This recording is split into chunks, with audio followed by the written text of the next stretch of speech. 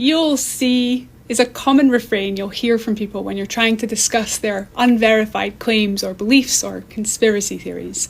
Why? The short answer is it's a reaction to the feeling of cognitive dissonance. They have a belief, that belief is being challenged, and now what? You can respond to the feeling of cognitive dissonance by updating your beliefs, changing your perspectives, changing your behaviour, or by engaging in defence mechanisms. This reaction of, you'll see, I'll be proved right in 3 months, in a year, whenever, eventually I will be proved right, is a defence mechanism. You're effectively detaching from that cognitive dissonance by postponing the conflict to some future imagined scenario. I don't have to listen to this because eventually I will be proved right. I have created an imagined future reality where this cognitive dissonance doesn't exist. So, doesn't have to exist here either.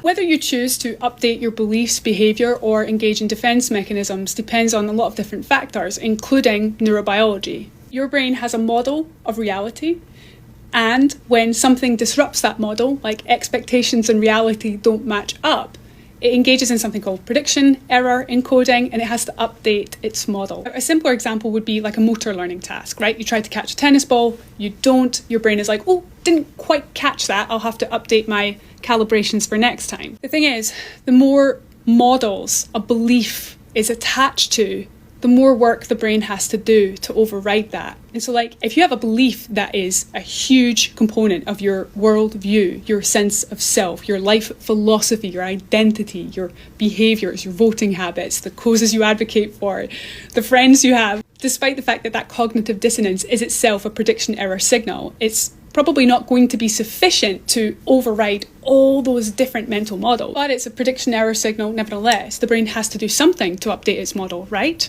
And that's where these defence mechanisms come in. They are the brain updating its model, withdrawing approval and trust in the person that's presented that conflicting evidence, withdrawing approval and trust in evidence itself,